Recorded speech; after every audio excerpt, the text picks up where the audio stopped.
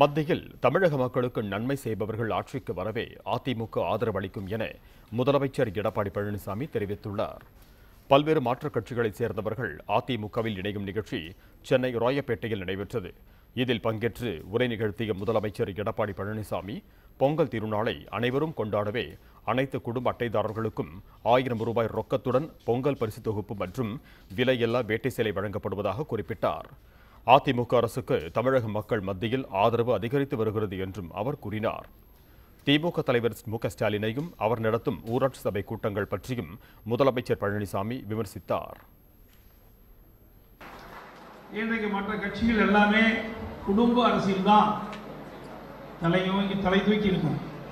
இன்னைக்கு திராவிட முன்னேற்ற கழகம் எடுத்துக்கிட்டீங்களா, முதல் கருணாநிதி இருந்தாரு, அதற்கு பிறகு இப்போ மு.க. ஸ்டாலின் வந்துட்டாரு, அதுக்கு பிறகு உதயநிதி வரப்போறாரு. ஏற்கனவே திமுக தலைவர் கருணாநிதி இருக்கின்ற பொழுது அவருடைய மகள் திருமதி கனிமொழி எம்பி பதவி கொடுத்து வச்சிருந்தாரு. தயாநிதி மாறன், மு.க. அழகிரி, இப்படி எல்லாமே குடும்பத்தை சேர்ந்தவர்கள் தான் பதவிக்கு வர முடிஞ்சது. ஆனால் அனைத்து இந்திய அண்ணா திராவிட முன்னேற்ற கழகத்தில் தான் சாதாரண தொண்டன் கூட உயர்ந்த நிலைக்கு வர முடிய கட்சி அண்ணா திராவிட முன்னேற்ற கழக கட்சி. ஏன்னா ஸ்டாலின் சுற்றுப்பயணம் போயிருக்காரு. எங்க ஒவ்வொரு ஊராட்சி போய் ஊராட்சி கூட்டம் போடணும்னு போயிருக்காரு.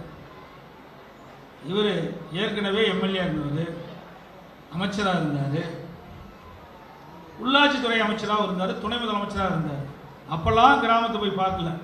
இப்போதான் இவருக்கு கிராம ஞாபகம் வந்திருக்கு. கிராமத்தையே பார்க்காதவர் மு.க. ஸ்டாலின் தான்.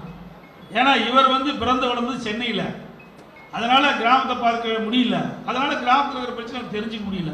இப்போதான் போய் பார்க்குறாரு. இவர் துணை முதலமைச்சராக இருந்தார், உள்ளாட்சித்துறை அமைச்சராக இருந்தார்.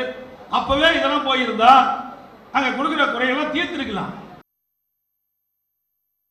தமிழகத்திற்கு நன்மை செய்யும் கட்சியே மத்தியில் ஆட்சிக்கு வர வேண்டும் என்பதுதான் தங்களுடைய எண்ணம் என்றும் எடப்பாடி பழனிசாமி தெரிவித்தார். கூவி அழைச்சு இன்னைக்கு கூட்டணி சேர்த்திட்டு இருக்காங்க. நீ வான்னு சேர்த்திட்டு இருக்காங்க.